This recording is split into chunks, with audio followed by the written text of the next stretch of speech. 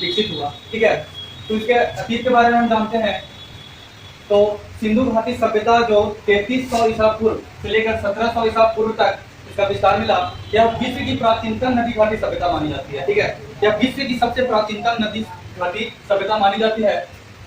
ठीक है, और यह हड़प्पा सिंधु सरस्वती सभ्यता के नाम से भी जाना जाता है।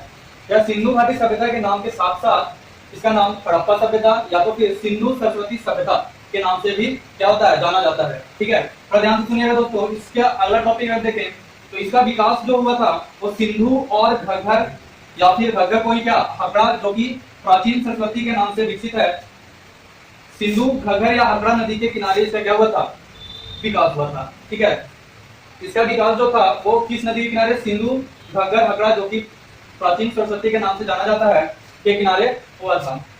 इसके कुछ प्रमुख केंद्र थे। अभी प्रमुख 10 नगरों के नाम हम लोग जाने थे, तो उसमें से प्रमुख केंद्र जो था वो मोहनजोदाड़ो, कालीबंगा, लोथल, धोलावीरा, राखीगढ़ी और हड़प्पा थे। ठीक है, इसके प्रमुख केंद्र कौन कौन से थे, तो मोहनजोदाड़ो सबसे प्रमुख था, कालीबंगा था, लोथल था, धोलावीरा था, राखीगढ़ी था और फिर एक हड़प्पा था। ठीक है, ब्रिटिश काल में हुई खुदाई के आधार पर, ठीक है, ब्रिटिश काल में जब इसका खुदाई स्टार्ट हुआ तो उसके आधार पर यह माना गया कि जो सिंधु घाटी सभ्यता थी वह अत्यंत विकसित सभ्यता मानी जाती है। ठीक है, ठीक है, यह क्या थी, अत्यंत विकसित सभ्यता मानी जाती है। यह विश्व में सबसे ज्यादा विकसित सभ्यता मानी जाती है। इसका विकास सबसे ज्यादा हुआ था इस सभ्यता का उस समय में। इसे मेसोपोटामिया की सभ्यता से भी पुरानी सभ्यता माना जाता है। ठीक है, तो इसके अतीत के बारे में हम अभी जान रहे थे कि सिंधु घाटी सभ्यता जो थी उसका अतीत क्या था। ठीक है, क्या जान रहे थे, अतीत जान रहे थे, अतीत यानी हिस्ट्री। ठीक है, तो इसके कुछ महत्वपूर्ण पॉइंट्स हैं जिसको हमने यहाँ पर लिख लिया है। अब एक एक कर सारे पॉइंट्स को समझने की कोशिश करेंगे। ठीक है, और ये सारे पॉइंट्स काफी महत्वपूर्ण है एग्जाम की दृष्टि से, कॉम्पिटिटिव एग्जामों की दृष्टि से। तो हम इन पॉइंटों को समझने का प्रयास करते हैं। पहला पॉइंट जो है वो है चार्ल्स मैसन। ठीक है, एक अंग्रेज थे जिनका नाम क्या था, चार्ल्स मैसन था। वो क्या किए थे, उन्होंने पहली बार इस पुरानी सभ्यता की खोज 1826 ईस्वी में। अगर क्वेश्चन यहां से उठकर आए कि सिंधु घाटी सभ्यता के बारे में सबसे पहले किसने बताया, तो चार्ल्स मैसन ने। कब बताया, तो 1826 ईस्वी में। ठीक है, कब, 1826 ईस्वी में। काफी इंपॉर्टेंट पॉइंट ये है, काफी इंपॉर्टेंट पॉइंट, तो ध्यान से सुनिएगा दोस्तों। अगर हम अगला पॉइंट पे जाएं तो नेक्स्ट पॉइंट जो है उसमें लिखा हुआ है एक और अंग्रेज थे जिनका नाम अलेक्जेंडर कनिंघम था। क्या था, अलेक्जेंडर कनिंघम था, जो पहली बार इस पुरानी सभ्यता के बारे में 1856 में सर्वेक्षण करवाया था। ठीक है, क्या किए थे, सर्वेक्षण किए थे। तो जो अलेक्जेंडर कनिंघम थे ये भी एक अंग्रेज थे, क्योंकि उस समय जब सिंधु घाटी सभ्यता की खोज हुई, सिंधु घाटी सभ्यता जब लोगों के जनतव्य में आया तो उस समय हमारे देश पर, हमारे भारत पर अंग्रेजों का शासन था। ठीक है, तो अंग्रेजों के शासन होने के कारण जो भी कार्य होता था वो अंग्रेजी सरकार ही किया करते थे। तो उस समय जो थे अलेक्जेंडर कनिंघम थे, उन्होंने पहली बार इस सभ्यता के बारे में क्या किया था, 1856 ईस्वी में, 1856 ईस्वी में सर्वेक्षण करवाया था कि क्या यह सही है या गलत। क्योंकि चार्ल्स मैसन ने पहले बताया था कि एक सभ्यता यहाँ पर है जो क्या है, सिंधु घाटी सभ्यता है। 1826 ईस्वी में इसके बारे में बताया। 1856 में अलेक्जेंडर कनिंघम ने इसका सर्वेक्षण करवा के देखा, और उसके बाद उसी समय क्या होता है, 1856 ईस्वी में ही कराची से लाहौर, ठीक है, कराची से लाहौर के मध्य में रेलवे लाइन बिछ रहा था। ठीक है, क्या बिछ रहा था, रेलवे लाइन बिछ रहा था। तो उस समय वहां पर जो रेलवे लाइन का जो सर्वेक्षण हो रहा था वो बर्टन बंधु, दो भाई थे बर्टन, जिनको हम लोग बर्टन बंधु के नाम से जानते हैं।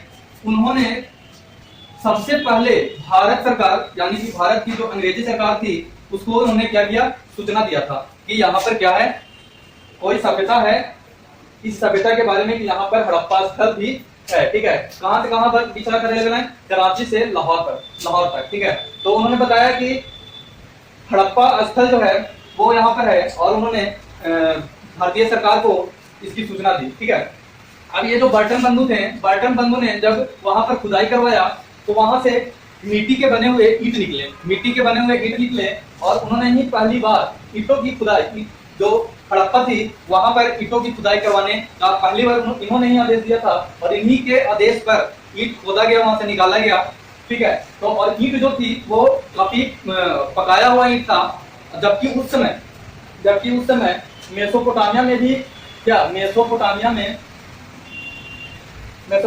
में भी ईंट मिला था, लेकिन वो क्या था, कच्चा ईंट था, ठीक है। वो केवल मिट्टी का ईंट बनाकर ही छोड़ा हुआ था, जिससे यह पता चलता है। और जबकि हमारी सभ्यता जो हड़प्पा थी, इसमें जो ईंट मिला, वो जो ईंट थी, वो ईंट पकाया हुआ था, वो आग में पकाया हुआ था। इससे पता चला कि हमारी सभ्यता जो थी वो काफी विकसित सभ्यता थी, क्योंकि उसे ईंट को मजबूत बनाने के लिए पकाना काफी आवश्यक होता है, ठीक है। तो उस समय मेसोपोटामिया की सभ्यता में लोगों को यह पता नहीं था कि ईंट को पकाने से वो क्या बन जाएगा, मजबूत बन जाएगा।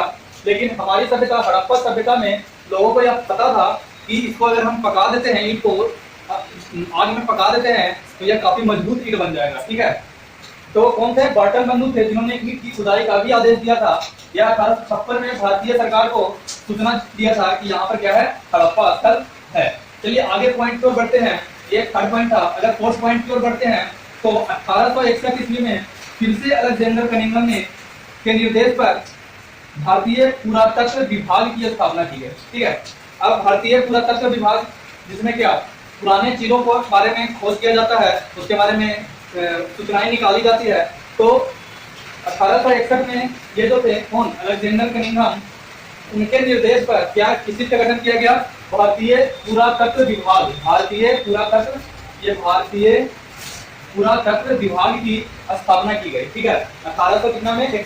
तो यहाँ से भी क्वेश्चन निकल कर आता है कि भारतीय पुरातत्व विभाग की स्थापना कब की गई थी। तो यहाँ से डायरेक्ट आंसर हमको मानना है क्या, 1861 ईस्वी में। और किसके निर्देश पर हुआ था, तो अलेक्जेंडर कनिंघम के निर्देश पर हुआ था। अगर अगले पॉइंट के बारे में हम बात करें, नेक्स्ट पॉइंट के बारे में, तो 1902 ईस्वी में एक लॉर्ड कर्जन थे, भारत के गवर्नर जनरल थे। कौन? लॉर्ड कर्जन थे। तो लॉर्ड कर्जन के द्वारा जॉन मार्शल भी एक क्या थे, अंग्रेज थे। जॉन मार्शल को भारतीय पुरातात्विक विभाग का महानिदेशक बनाया गया, ठीक है। 1902 ईस्वी में लॉर्ड कर्जन के द्वारा जॉन मार्शल को भारतीय पुरातात्विक विभाग का महानिदेशक बनाया गया। लॉर्ड कर्जन के द्वारा जॉन मार्शल को भारतीय पुरातात्विक विभाग का महानिदेशक बनाया गया। अब यहाँ से आगे हम बढ़ते हैं। तो आगे हमने एक देखा था हड़प्पा शहर, ठीक है। तो हड़प्पा शहर का खोज कब और किसने किया, ठीक है। तो हड़प्पा शहर, इस पॉइंट में हम देखेंगे 1921 ईस्वी में दयाराम साहनी, ठीक है, दयाराम साहनी ने हड़प्पा का उत्खनन करवाया, ठीक है। 1921 में दयाराम साहनी थे, जिन्होंने हड़प्पा की खोज करवाई, हड़प्पा की उत्खनन करवाई, ठीक है। और हड़प्पा की खोज होने के बाद इस सभ्यता को हम लोग हड़प्पा सभ्यता के नाम से भी क्या करने लगे, जानने लगे, ठीक है। इसलिए हम लोग इसे हड़प्पा सभ्यता भी कहते हैं। अगला है मोहनजोदाड़ो, ठीक है। अगला शहर कौन सा था, मोहनजोदाड़ो। इसमें 1922 ईस्वी में, 1921 के जस्ट बाद 1922 ईस्वी में कौन थे, रखाल दास बनर्जी, ठीक है दोस्तों। रखाल दास बनर्जी जो थे, उन्होंने इसकी खोज की, इसकी मोहनजोदाड़ो की, ठीक है ना दोस्तों। तो 1922 में रखाल दास बनर्जी ने इसकी खोज की। और मोहनजोदाड़ो का सिंधी भाषा में जो अर्थ होता है वो होता है मुर्दों का टीला, ठीक है। मोहनजोदाड़ो का सिंधी भाषा में अर्थ होता है मुर्दों का टीला, ठीक है।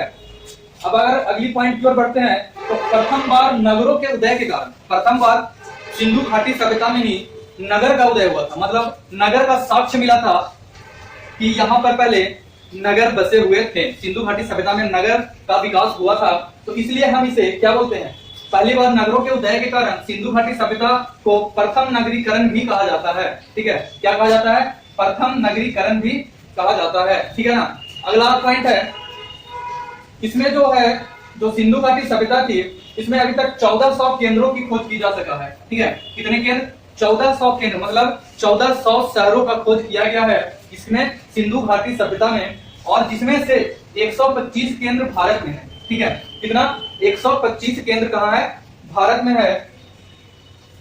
और देखिए, और इसमें फिर क्या है, प्रथम बार कांस्य के उपयोग होने के कारण इसे कांस्य सभ्यता भी कहा है। हम सिंधु घाटी सभ्यता से ही क्या मिला, कांस्य का उपयोग का साक्ष्य मिला कि उस जमाने में, उस समय में सिंधु घाटी सभ्यता के समय में क्या कांस्य का वस्तु हुआ करता था। कांस्य का वस्तु हो या तो फिर शिल्प हो, मूर्ति हो, ठीक है ना। तो उस समय कांस्य की मूर्तियां, कांस्य का बर्तन, कांस्य का कुछ भी चीज, किसी भी वस्तु का मिलने का साक्ष्य मिला था। इसलिए इसे हम लोग क्या, कांस्य सभ्यता के नाम से भी जानते इसकी आगे हम बात कर लेते हैं। अभी हम लोग सिंधु घाटी सभ्यता के अतीत के बारे में जाने, और अब हम जान लेते हैं कि इसकी नगर निर्माण योजना कैसी थी। क्या? नगर निर्माण योजना। ठीक है, तो यहाँ पे लिखा है इस सभ्यता की विशेषता थी कि यहाँ की नगर निर्माण काफी विकसित थी। ऐसा माना जाता है कि यहाँ का नगर निर्माण योजना जो था वो काफी विकसित था, इसीलिए इसे हम लोग क्या प्रथम नगरीय योजना भी कहते हैं। प्रथम नगरीकरण, नगरीकरण अभी अभी हम लोग देखे थे प्रथम नगरीकरण इसे क्यों कहते थे। तो सबसे पहले हम जान लेंगे कि हड़प्पा का नगर निर्माण योजना कैसा था। हड़प्पा का नगर निर्माण योजना, तो हड़प्पा के बारे में अभी हम जाने थे इतना कुछ क्या कि हड़प्पा का खोज 1921 ईस्वी में दयाराम साहनी ने किए थे। यह पाकिस्तान के साहिवाल में है। ठीक है, और यह रावी नदी के बाएं तट पर क्या है विस्तृत हुआ था। ठीक है, तो अब हम इसकी हड़प्पा की नगर निर्माण योजना देख लें तो यह दो भागों में बटा हुआ था। एक पूर्वी टीला, ठीक है, पूर्वी टीला जिसे हम नगर टीला के नाम से भी जानते हैं, और फिर था दूसरा क्या पश्चिमी टीला जिसे हम दुर्ग टीला भी कहते हैं। ठीक है, क्या कहते हैं? दुर्ग टीला भी। अब जरा ध्यान से इसे सुनिएगा, इसमें ध्यान से देखिएगा दोस्तों, ये समझने का चीज है।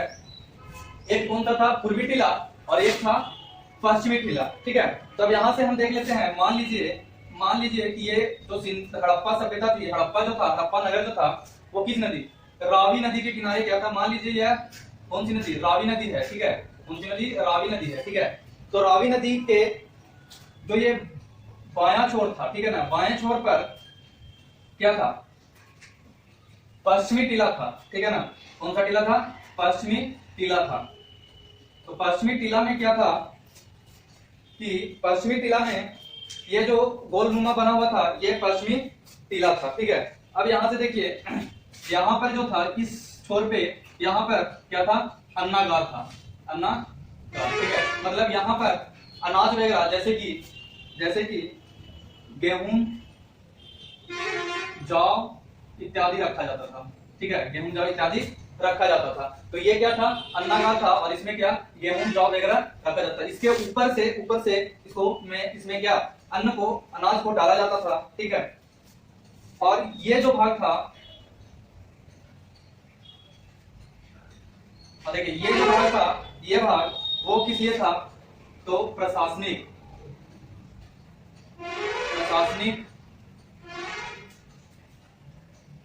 वर्ग का निवास था। ठीक है, प्रशासनिक वर्ग का निवास था। ठीक है, और इस टीले को ही क्या बोलते थे?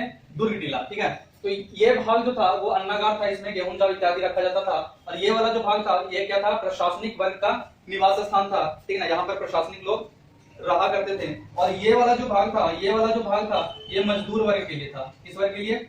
मजदूर वर्ग के लिए था। ठीक है ना, ये वाला भाग जो था वो मजदूर वर्ग के लिए था। ठीक है ना, अब देखिए, अब यहाँ पर एक और शहर के बीचों बीच में क्या बना हुआ रहता था? शहर के बीचों बीच में एक गोलाकार किला बना हुआ रहता था, गोलाकार चबूतरा बना हुआ रहता था। ठीक है, ईंटों का गोलाकार चबूतरा। ठीक है, ईंटों का गोलाकार चबूतरा। ठीक है, ईंटों का गोलाकार चबूतरा होता था। ठीक है ना, ये यहाँ से सीढ़ी, अभी भी गांव में देखता हूँ कि बहुत सारे गांव में बीच में चबूतरा बना हुआ रहता है, गांव के बीचों बीच। वहां पर सभी महिलाएं जाकर क्या करती हैं? बैठती हैं, अपने कुछ कामों को लेकर जाती है, वहां पर क्या बैठकर गप भी करती हैं। तो ये जो टीला था उसी लिए बनाया गया था। यहाँ पर जो महिलाएं थी वो आकर बैठा करती थी। ठीक है, और यहाँ पर जो कुछ भी, यहाँ से भी क्या मिलता है? अनाज का साक्ष्य मिलता है। ठीक है, अनाज का साक्ष्य मिलता है। यहाँ पर उन लोग बैठकर अनाज को क्या करती थी? बांटा करती थी, या और कुछ भी क्या करती थी। ठीक है, तो और इसी नदी में, ये रावी नदी में ही हमें क्या मिलता है? नाव का भी साक्ष्य मिलता है। किस चीज का? नाव का साक्ष्य भी यहाँ से मिलता है कि पहले लोग नाव से नदी को क्या करते थे? पार किया करते थे। तो ये पश्चिमी टीला था जिसे हम लोग दुर्ग टीला भी जानते थे। इसमें जो था ये टीला एक बना होता था गोलनुमा, और इसमें जो था एक अन्नागार होता था जिसमें गेहूं, जौ इत्यादि स्टोर किया जाता था। ये वाले हिस्से में प्रशासनिक वर्ग के लोग निवास किया करते थे, और इस हिस्से में प्रशासन विभाग के लोग के लिए जब घर है तो मजदूर वर्ग के लिए लोगों का भी घर होता होगा। तो ये वाला जो हिस्सा था इस टीले का वो मजदूर वर्ग के लिए था। और शहर के बीच में, जैसे ये देखिए, ये पूरा शहर था, तो शहर के बीच में क्या था कि एक ईंटों का चबूतरा बना हुआ था, ईंट का गोलाकार चबूतरा बना होता था, जिसमें जहां से अनाज का साक्ष्य भी मिला है। ठीक है, इस चीज का अनाज का साक्ष्य मिला था। अब चलिए यहाँ देखिए, अब पूर्वी टीला में, जिसको हम लोग क्या बोलते थे? नगर टीला भी बोलते थे। पूर्वी टीला में क्या होता था? पूर्वी टीला में क्या होता था कि यहाँ पर भी एक क्या बना हुआ रहता था, गोलनुमा चबूतरा बना हुआ रहता था, और इसके बीचों बीच, ठीक है, ये जैसे देखिए ये, ठीक है ना, ये जो था वो क्या मुख्य मार्ग निकला हुआ रहता था, मुख्य मार्ग, ठीक है, मुख्य मार्ग, ठीक है, ये मुख्य प्रवेश द्वार या मुख्य मार्ग भी कहा जाता है, ठीक है। अब इसमें देखिए, इसमें क्या होता था कि इस साइड में, ठीक है, इस साइड में यहां पर और यहां पर, और फिर इधर भी, यहां क्या होता था, इसमें भी बीच में क्या होता था, गली होता था, और ये सब जो क्या होते थे, घर होते थे, ये सब घर होते थे, ठीक है ना। और इसमें जो था घर का दरवाजा मुख्य मार्ग की ओर न खुलकर इस गली की ओर, गली, ठीक है, ये क्या होता था, गली, गली की ओर खुला करता था, मतलब कि यहाँ के जो घर थे, यहाँ के जो घर थे उनका दरवाजा आमने सामने खुला करता था, क्या, आमने सामने, ठीक है।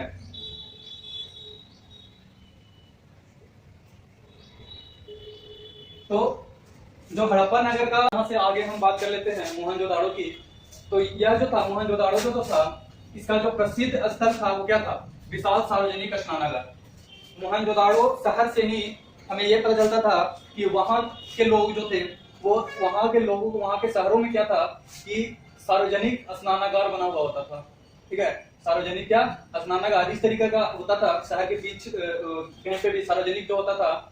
और क्या था, ये सीढ़ियां लगी हुई रहती थी इसमें जाने के लिए, ठीक है। तो मोहनजोदाड़ो इसलिए भी काफी प्रसिद्ध था, ठीक है। हड़प्पा सभ्यता में ईंटों का जो इस्तेमाल था एक विशेष बात थी, ठीक है, ये क्या थी, एक विशेष बात माना जाता था, क्योंकि उस समय मिस्र के भवनों में, मिस्र सभ्यता, मिस्र की जो सभ्यता थी उसमें भी क्या कच्चा और सूखा ईंट क्या किया जाता था, उपयोग किया जाता था, जबकि हमारे यहाँ हड़प्पा सभ्यता में क्या किया जाता था, पके हुए ईंट का इस्तेमाल किया जाता था भवन निर्माण में, ठीक है। यहाँ हर नगर में क्या था, स्नानागार और नालियों की निकासी की व्यवस्था की गई थी, इसलिए भी हड़प्पा और मोहनजोदाड़ो जो था क्या था, काफी विकसित माना जाता था, ठीक है। तो ये आज हम लोग जाने सिंधु घाटी सभ्यता के बारे में। अगर आपको हमारा ये टॉपिक, हमारा ये सेशन आपको अच्छा लगा हो तो प्लीज इसे लाइक कीजिए, शेयर कीजिए और बेल आइकन को जरूर दबाइए, ताकि हमारा वीडियो जो है वो सबसे पहले वीडियो का नोटिफिकेशन आप तक पहुंचे। थैंक यू, धन्यवाद।